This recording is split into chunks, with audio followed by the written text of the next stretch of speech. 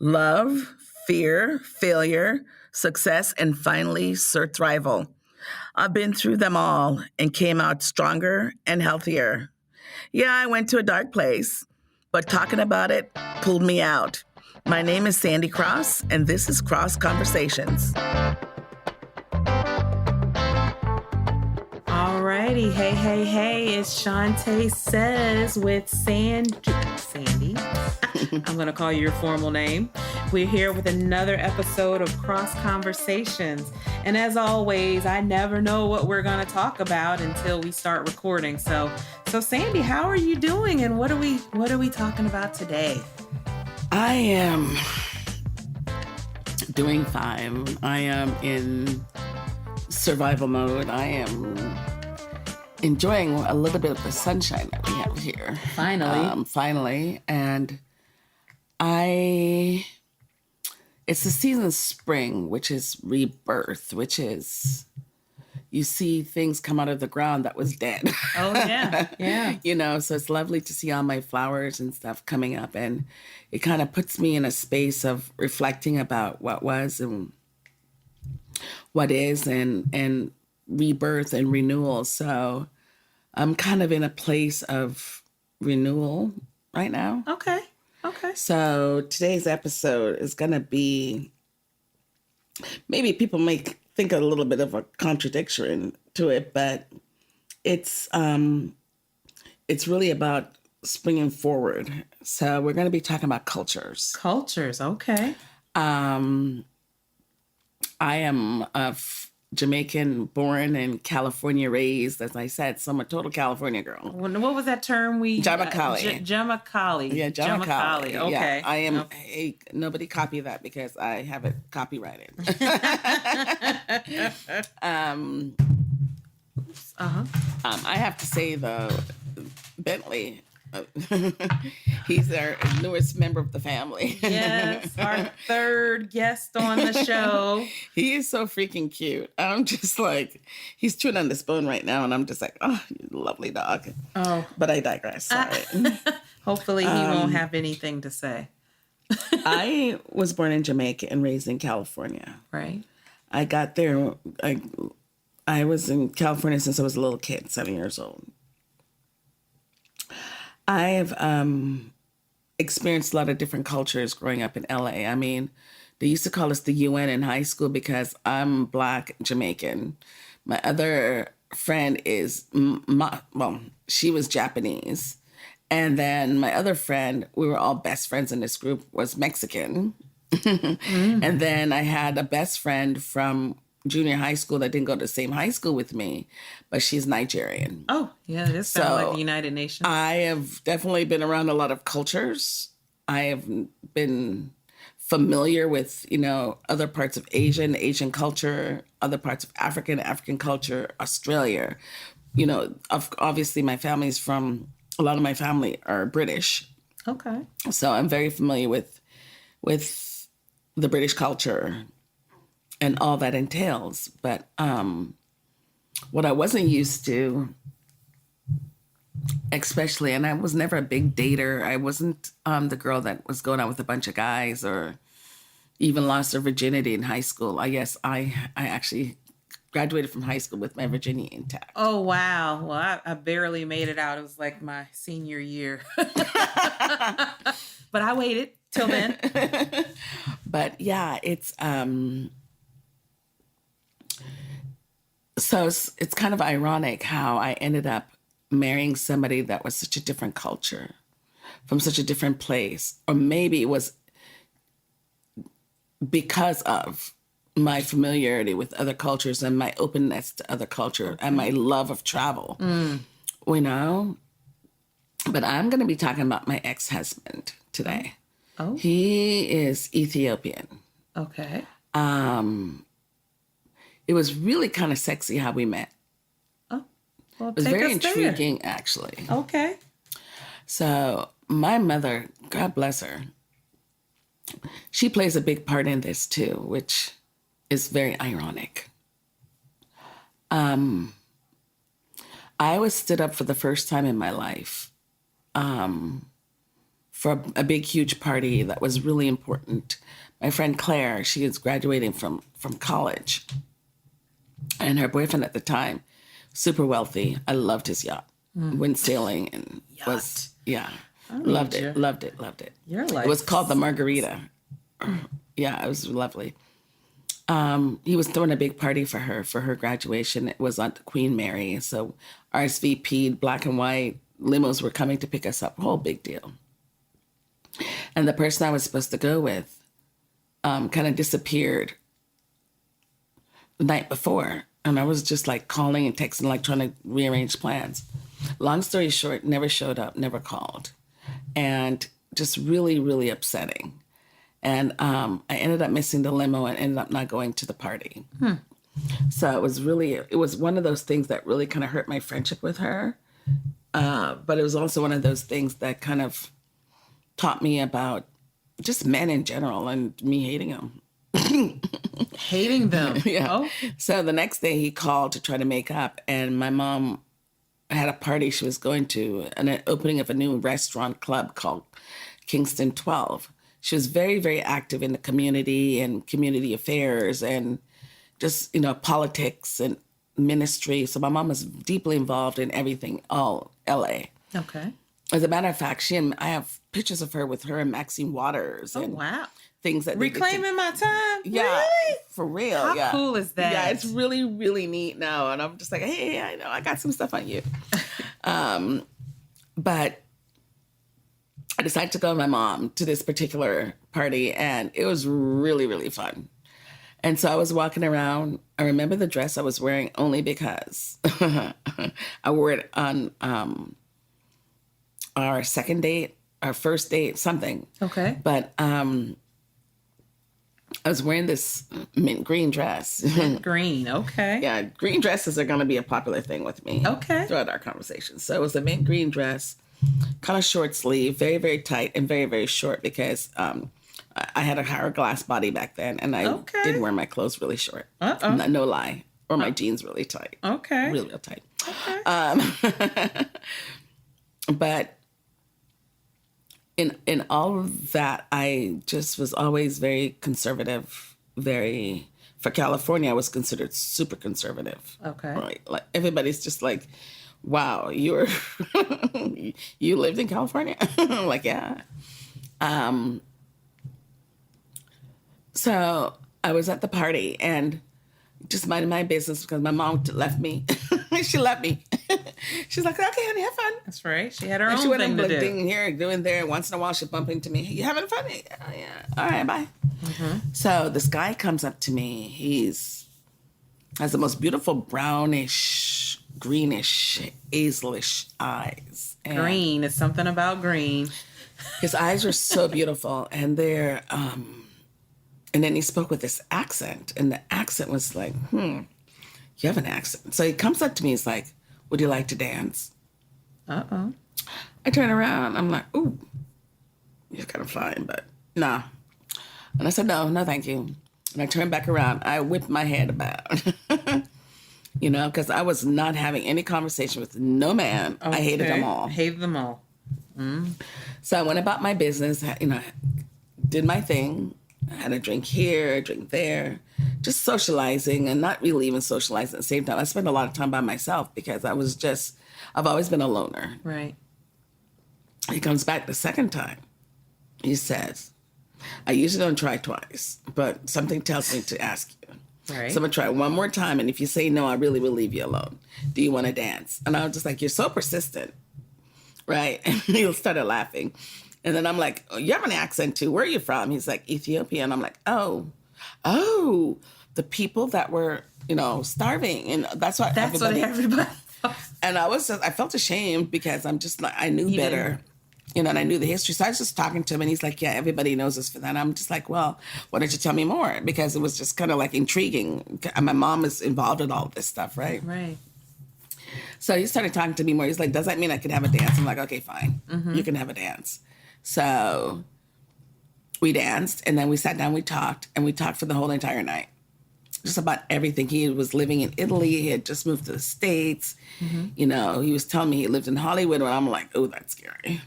Because Hollywood at the time was very, very scary. Mm-hmm.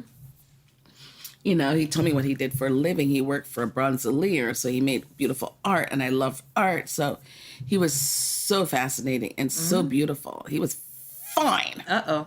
Fine. And on top of that, with that accent, it was just like, okay, I can't be. So he's like, can I have your number? And I'm just like, Wait a minute. So did he get the dance? yeah, he did. Oh, could he Yeah, dance? I did a little bit of wine on him. I think See? I did a little bit of that Jamaican wine on him. He didn't marry you hooked. for your cooking, it sounds like. Well, yeah, he did, because I'm a good cook. What do you Okay, mean? okay, your cooking and your winding. Okay, so you danced, it was good, and then he asked you for your number. Yeah, and when we were leaving, and my mom was like, okay, I'm ready to go. I'm like, okay, I guess I'm leaving. And so before I left, I said, hey, Mom, should I give him my number? She looked at him. She said, he seems nice. I'm like, he's from Ethiopia. She's like, yeah, definitely give him my number. Because, you know, she was thinking something business. I know that's what she was thinking. That's Mom. So gave him the number, got home. Next day, I stayed with my mother that night, even though I just lived down the street. But I stayed with my mom because I just loved my mommy love. Mm-hmm. And so I spent the night at her house. And then the next morning, he called. And now, I didn't have a cell phone then. But he had my home phone number, and my home phone number, I transferred it to my mom's just in case. Just in case, okay. Yes, we had call forwarding back in the day. We didn't say what year it was, so, you know, a lot of things were there. But I answered the phone, or she answered the phone because her phone rang. And it was him for me, and she talked to him for a little bit, and then she put him, she's like, oh, he's calling you. It's the next morning. Look at that. You know, teasing me. Talked for a while. He asked me out. So I'm like, okay, sure. You're surprised? You just told me you winded on the man. That's probably what he was like, mm-hmm. Oh, listen to you. Mm-hmm. Well, I just learning how to do it. You know, I was just practicing. You didn't think he was going to call you and ask you out? No. He asked for your number. Yeah, but I didn't think he was going to call me the next morning, like at 10. Okay. Well, so I guess I was on his mind, I guess. Yes. So we went out. He came over to pick me up from my mom's. I made sure I kept it at my mom's because I felt safe. He came, he picked me up. We went out. Great time. You know, we were walking across the street. I'll never forget this. We were in Westwood. I'm like, not West Hollywood, it's Westwood. And we went to a movie theater just off Wilshire Boulevard in Beverly Hills, Westwood. Okay. And it was a movie theater that everybody loved. It was by UCLA campus. It was really, really cool theater. And I don't know if it's still there now, but we went to see, I forgot what it was, A Soldier Story or something. And I was just like, man, this is so sad. It was such a sad, it was just kind of like a really weird thing. So we were walking across, he parks. He picks me up. He parks the car. We're walking across the street to the theater. And I was on the right side. He was on my left-hand side. Mm-hmm. And he said, a gentleman should always walk on the outside. Mm-hmm. I'm like, snap. Chivalrous. Snap. Okay. Oh, sorry, Bentley. I didn't mean to wake you. It's okay. He's enjoying the story, too. He's being nosy. So I just felt this hand gently reached out and touched my hand and held my hand when we were walking across the street. And I didn't yank it back like my first instinct was. He just held my hand. And I thought, this is the first time I've ever walked with a man. And he just held my hand. And I fell in love. It was so cute. I mean, technically I didn't really fall in love, but I was just like, He's a keeper. He's a keeper. I'm keeping him. And throughout the movie, he actually paid for the movie. I say that now, and you will, as we progress, understand why I said that. Oh, okay. Just really nice. And then the date was over, and I'm just like, take me back to my mother's house. Because I'm like, if I go home with him, it's going to be the get down. You know, because I was just like, I was Wait a minute, feeling this him. is the first date? Yeah, I was feeling Oh, him. wow. But I was just like, I'm not going to do that. Because, Okay. you know, I just, I wasn't even having sex enough. Oh, Even back then. You weren't experienced enough to just have a one night stand. To have a potential one night stand, but you ended up marrying the man, so it wouldn't have been a one night stand. This is true. But I didn't know that then. Okay.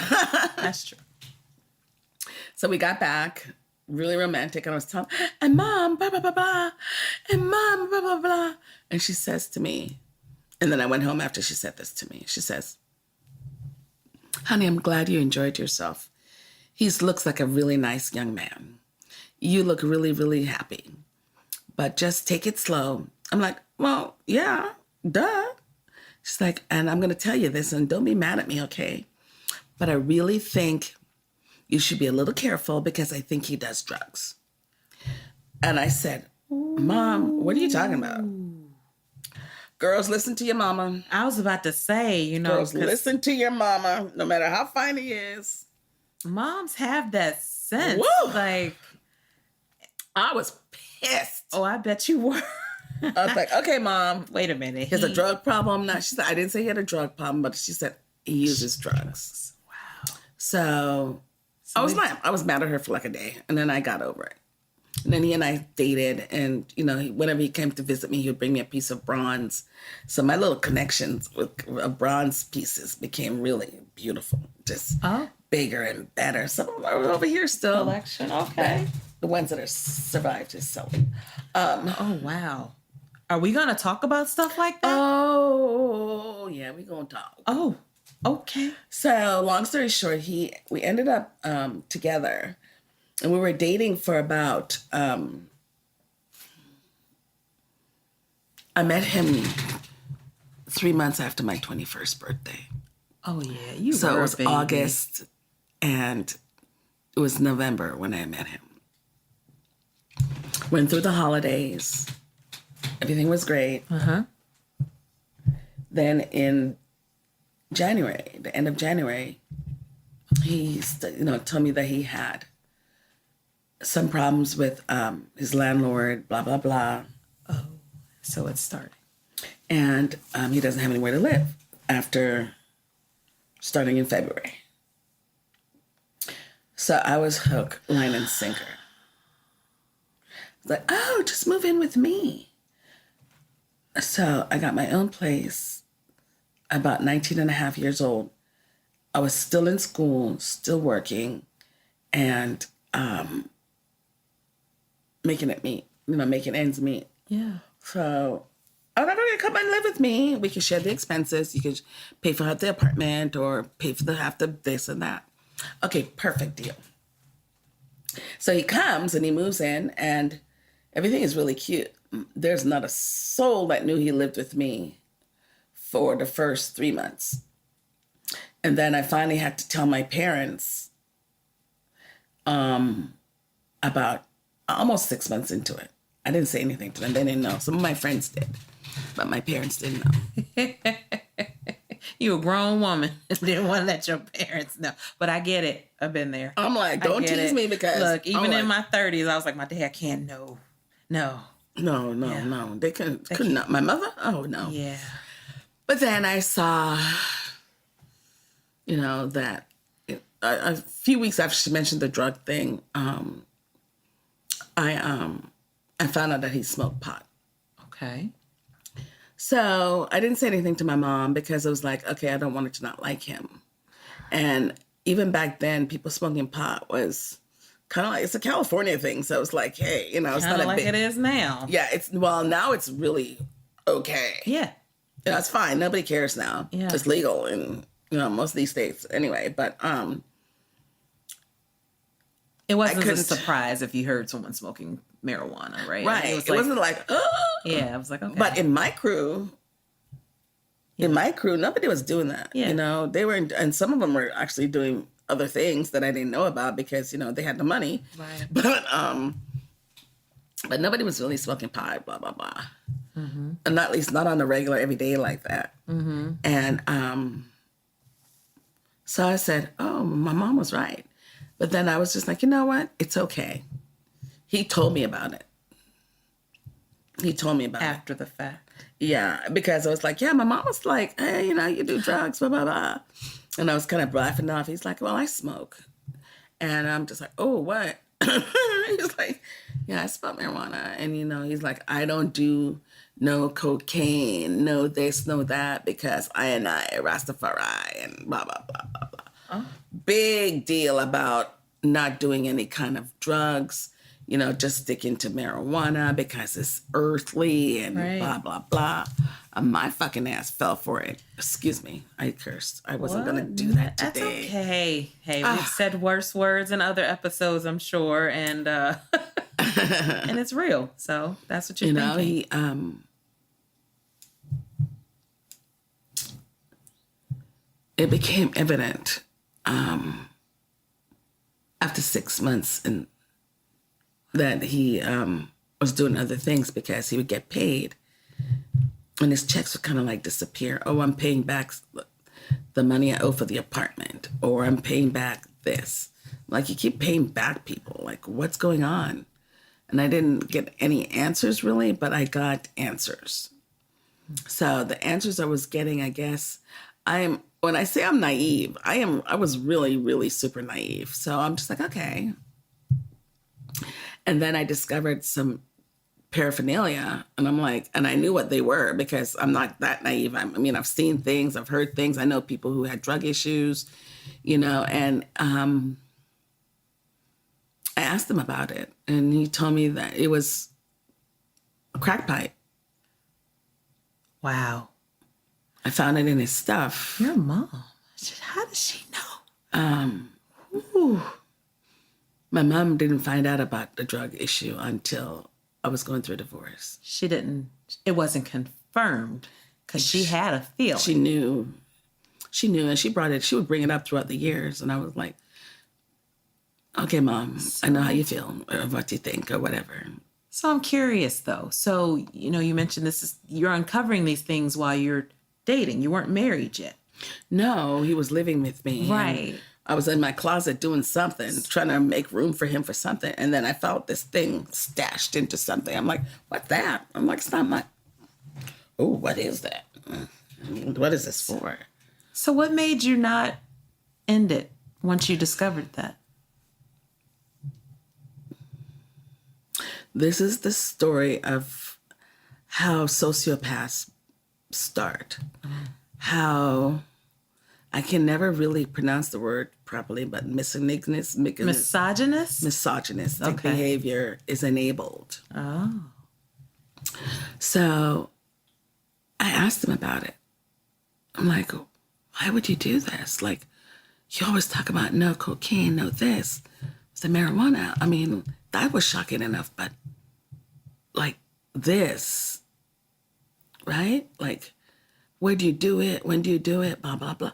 I was just shocked. And he told me that when his mother was dying, he wasn't able to get to her. And because he wasn't able to go see his mother and just say, I love you, and see her before she died, because she died a painful death. She had ovarian cancer. It hurt him. It hurt him, and he just didn't want to feel anything. So his friend, that was his neighbor, he did it. And always tried to get him to do it with him, and he wouldn't. And he said that Saturday or Sunday, whatever it was, that he just didn't want to feel anything. And he offered, and he took it. And that's when it all started. Wow. I talked to him about it. Why? Like, why would you do that? Like, why would you do this? And why would you do that? And I'm not an innocent. We all tried stuff, right, in California. I did. I'm not going to lie and say I'm a prude. I never did this. Right. I tried, but I also knew that certain things weren't for me. Right. And I didn't want certain people around me, or certain, like karma around me. And a lot of people may view that as, she was being snooty, or she was being that or the other. But I saw what it did to my friends. I saw what it did to families. And it was just so destructive. It was sad. I saw neighborhoods like get boarded up. I saw people who had really good jobs lose their jobs, become from fine to ugly. Yeah. You know, those were the years where, like, with drugs, it was like, say no, just say no. And crack is like, when you saw crackheads, it was just, it just wasn't a good visual. I mean, so horrific, because you literally see families just ripped apart, being destroyed, by something that was really man-made, and it was really sad. So my first instinct was, okay, so he's okay because he doesn't look like he's functioning and he doesn't look like it. Yep. He's functioning. And at the time, I didn't know how often or how frequent he was, same thing, he was doing it. So it was a concern, but he made it okay by explaining to me. And again, I keep saying I was naive only because I had never been around anything like, I'm from, like, my parents were like, listen, girl, you don't speak with no patois thing there. You you speak the Queen's English up in this house, you know? You know, there is no, I'm not going to school. You have to go to school. There's no, very conservative, very strict parents. And well, but you know what, though? So you mentioned earlier that your mom kind of gave you a heads up. How much of that was weighing on your not doing anything about him using drugs? Like, how much is you just didn't want her to be right, or to know she was right, or you just wanted... No, actually, that's a good point, because part of me was like, oh my God, she's right. I can't ever tell her. And the other part of me is just like, maybe I should tell her. Maybe she'd be able to help me, because she worked at Cedars-Sinai at that time, and she was used to drug overdoses and this, that, and the other. Recognize it anyway. So she recognized it. That's why she recognized it, because she was around a bunch of very wealthy doctors who were drug addicts, who were doing stuff. So she knows the signs. So she knew the behavioral signs and the physical signs without them even telling her. Wow. Girls, listen to your mama. Especially if she's sane. I always told mine she was crazy. She was very sane. She was very lucid. Very smart. And she decided to back off. She never brought it back up. She never bothered me about it. Whenever she saw me and him and he looked like he was high, she's like, did he smoke something before he come or what? I'm like, Mom, no. Even if I knew, I was like, no, Mom, no. So you know, oh, we have a baby now. He doesn't do that anymore. Oh, the lies. So you had that pressure because, that was a lot. And this is still before you were married. I mean, you mentioned with kids, so that was, of course, it carried on to your marriage. But before you were married, all these signs were there. And it was there. And what started happening is he lost his job. This was the first time. And I wanted to I had gotten a new job. I had moved on. I was starting my career in publishing and advertising and sales, marketing, that type of thing. And I was very successful for a young person. Right. You know, I was fairly successful. And so I wanted him to come along for the ride, because we used to take pictures at some of my premieres. And I'm like, look how good I look. And look at this eye candy next to me, you know? And I almost built my self-confidence. This is so embarrassing to even admit. No judgment here. I started building kind of like my self-confidence around the fact that, I look good and this guy looks good and he wants me. So let's reel back a little bit, and we will talk about this in another episode. Okay. About the dark-skinned darling. Okay. About, where do I fit in? That type of thing. I've always been teased by so many different people for so many different things, but it was always, especially in my childhood when I first moved here from America, which that whole entire thing was, that's an episode and a half right there. Looking forward to it. But it was my self-worth. All about that appearance, huh? All about that appearance. I lived in a world of appearance. I lived in Hollywood. I lived in Southern California. the movie capital of the world, where pretense blurred with reality. So you could be the smartest person in the world, but the reality is there's always that blurred line. And then when my ass moved to the East Coast here, well, I guess the Southeast, and I was just like, listen, people, blah, blah, blah. People were like, I call bullshit on that. I'm like, oh, I like you guys. At least in California, if people are prejudiced, they'll talk nicely in your front, and behind your back, the knife was going in your back. So I told my friends, yeah, you know, I love it here in Virginia. I love it here in the DC area, because if they're prejudiced, they're just like, yeah, I'll work with you, but I still don't like you because of your color or whatever. So it was just so much real. It was so real, the reality of it. So I pretended. I mastered the art of pretending. You know, if he was going to do drugs, I was just like, please don't do it around me. And he didn't. You know, but he would disappear for hours, sometimes even overnight. And I was like, where are you? I would call the emergency room. And this is all before you got married. Like, this is still you living together. This is just before we got married. Because we were together 3.5 years before I got married. I got married at 24. And part of my thought in marrying him was all my friends were getting married. Not all, you know, some of my friends had gotten married, a few of them. And I wasn't dating anybody. Never. And I've only had one boyfriend at 19 years old, 18 years old. And we broke up.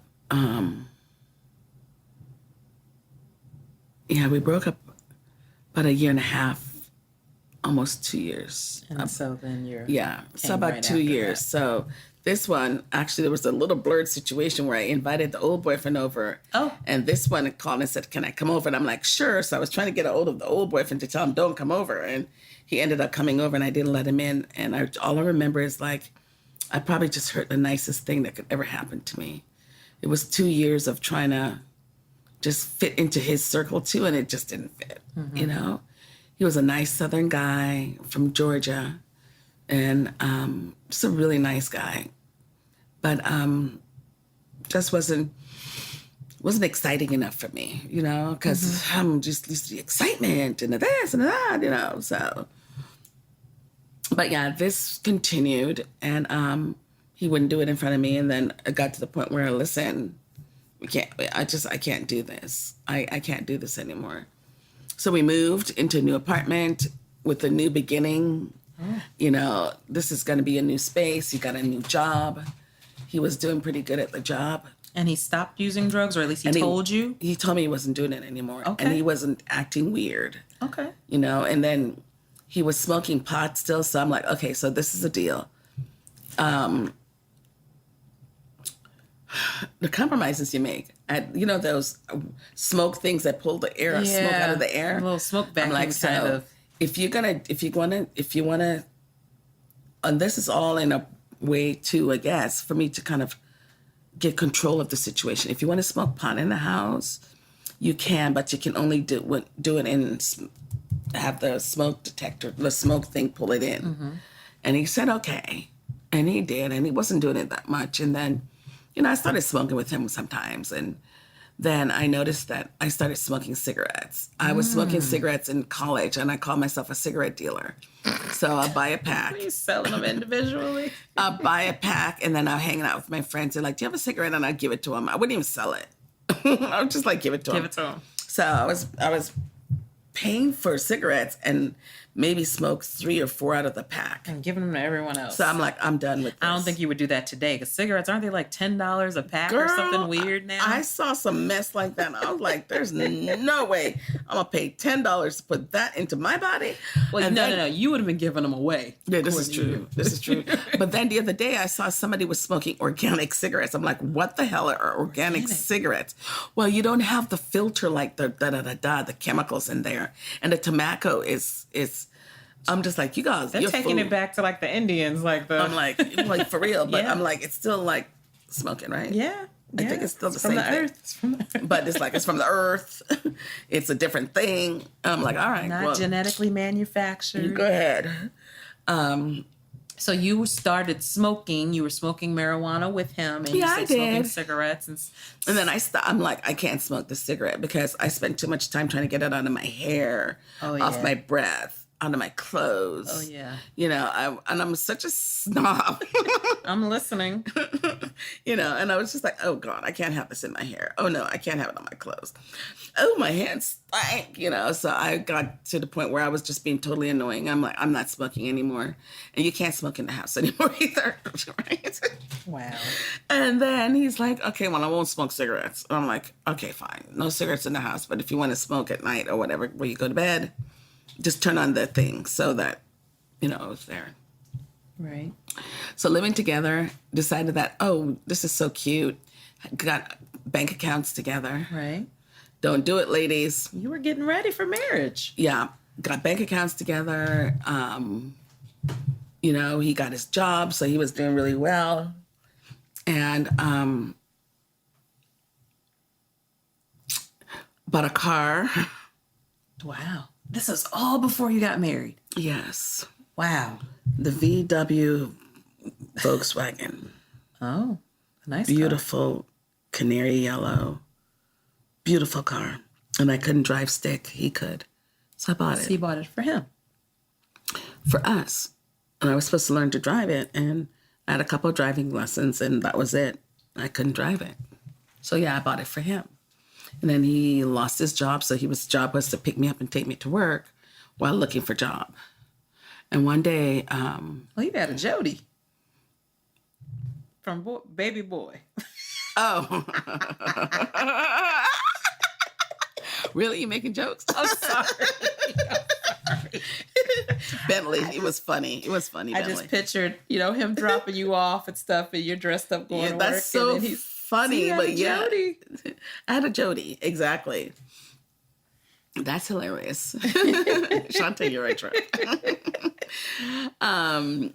But yeah, it was kind of interesting in that he was doing those things and it was fine. And then I was meeting people, and then through people, he was meeting people. And then I'm finding out that the people that I'm meeting, my friends, that we worked with, she was telling me that her husband was on crack. And I saw all this stuff with, rehabilitation, blah, blah, blah. And then I found out her husband and my husband, well, we weren't married yet, but they were doing it together. Yeah. And so I was just like, no, this is not going to work. This is not going to work. It's not going to work. So I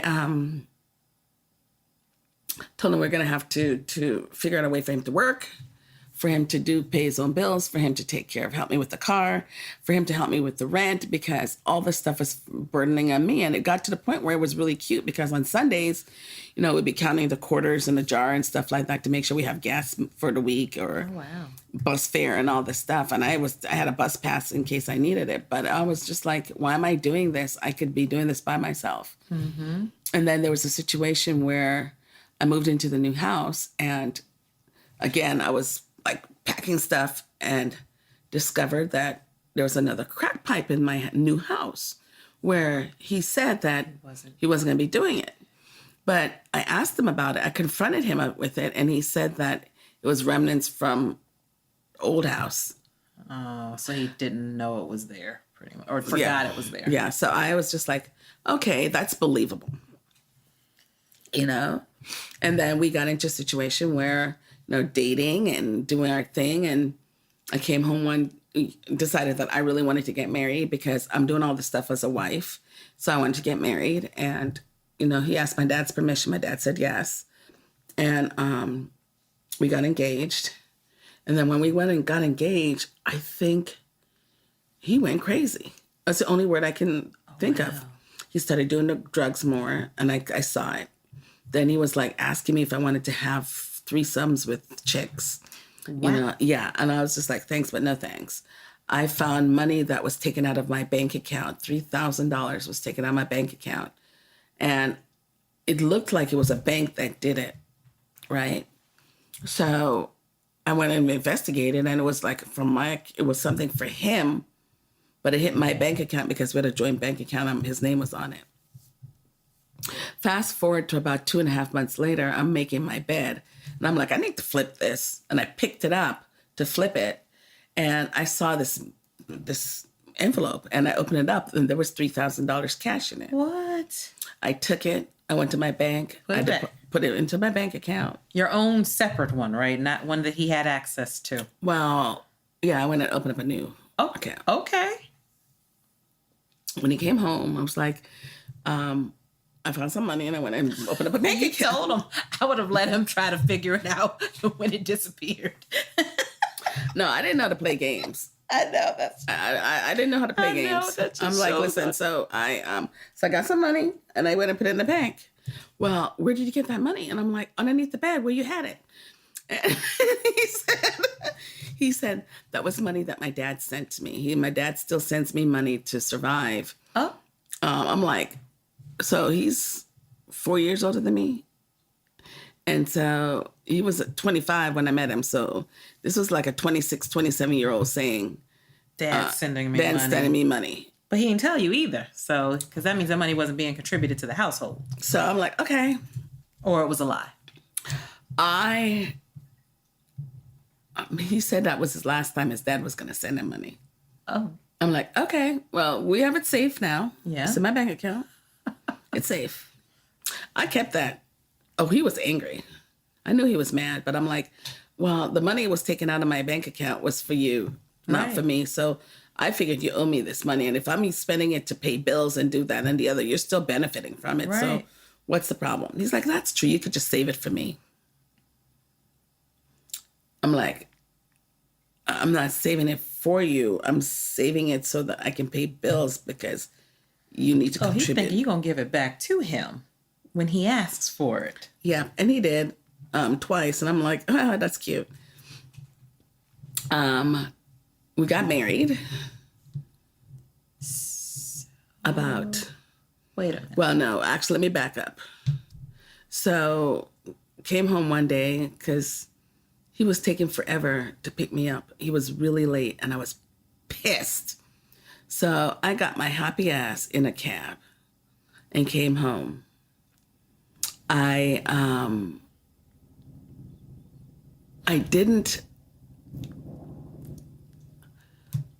remember, but I came in through the front gate, through the front door thing. And my key wasn't working or something, so I had to dial up. Like, open the door, my key isn't working, blah, blah, blah. And he wouldn't answer. Then I called again, like, open the door, my key. Because I knew he was home. I saw the car in the garage. Right. So he opens up, I buzz me in, and I go upstairs, right? Mm-hmm. I go upstairs, and I find this lady that's long, dark brown hair, white, attractive, wearing something really not provocative, but sexy. Mm-hmm. But not, you wouldn't look at it as, oh, she's trying to be sexy, but it was just very attractive on her. Mm-hmm. And I had a white rug, and she was laying across it in my living room on the white rug. Mm-hmm. When I came in, she sprung up and she's like, "Hi, Sandy. I've heard so much about you, blah, blah, blah, blah, blah, blah." And he introduced me to her, and, she told me about her son. And I'm like, okay, so do you guys have a son together or what? She's like, no, oh my God, no, we're friends. We met in travel school, blah, blah, blah. In your house? In my house. Okay. During the day when he was and your key wasn't working. That was just... he was supposed to pick me up from work. Jody, see? Mm-hmm. Oh, you see, I'm done. See, Jody. No. So I was really pissed. And I was like, hey, how are you? Blah, blah, blah. She's like, I'd love to come over and bring my son so you can meet him, blah, blah, blah. And he hadn't really introduced me to much of his friends. I had one or two Ethiopian friends, but that was it. He didn't really have any. So he was slowly but surely getting friends. And this was from when he went to travel school, which he was supposed to be a travel agent. And he went and paid for it and hence wasted the money because he didn't do it. So we ended up, it was kind of cool because I met her and she came over and I actually liked her. Mm-hmm. She was cool, everything. So a couple times saw her. So another time I came home and again, he was late in picking me up, and I was pissed, so I just came home, I found this long brown hair on my brush in my bathroom. Using your brush? Come on now. See? Long brown hair in the bathroom. And again, you guys weren't married yet. No. Okay. We were engaged. Okay. So I took the hair out. I'm like, does this look like my hair? I can see you doing that. This isn't my hair. My hair isn't long and straight like this. That bitch was here again? Yeah, she was over today. Why is her hair in my brush? Right. Why is her hair in my toilet? My bathroom. Did she have to take a shower after you guys were done? I went off. As you should have. I finally went off. Oh. And I took all the invitations that my daddy made, the most beautiful wedding invitations for us. I took it. We had a trash chute. He went looking for me, couldn't find me anywhere. I was sitting by the trash chute, stinky as it was, smelly, sitting on the ground too. I'm a germaphobe too. Yes. Sitting on the ground in front of the trash chute, throwing him like, motherfucker. I should never believed him. He's such an asshole. He probably needs a green card. I was throwing out everything. He didn't need the green card because he came here legitimately. Because my dad had me check that from like day 2. Wow. He's like, so honey, I know you're infatuated and everything, but I really suggest that you check his green card status. I'm like, what?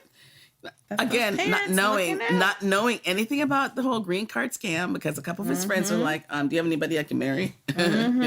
Those parents know. But you know what though? I think I'm still so curious because you're throwing invitations in this shoot. So that means to you the wedding is off. Yeah. But yet we know you got married. So that means there's even more to come. We're at the end of our time here and I want to keep going. I want to keep going. Well, we can. We can. We'll catch up because it's more to come. It's really delish. Okay. All right. Well, I'm serious. I'm thinking about these invitations going in the shoot and sitting there on the ground, throwing them in one at a time. And so at that point, you were done. So yeah, we definitely got to keep this conversation going. And you guys hang around for the next one of Crosse Conversations. All right. Bye.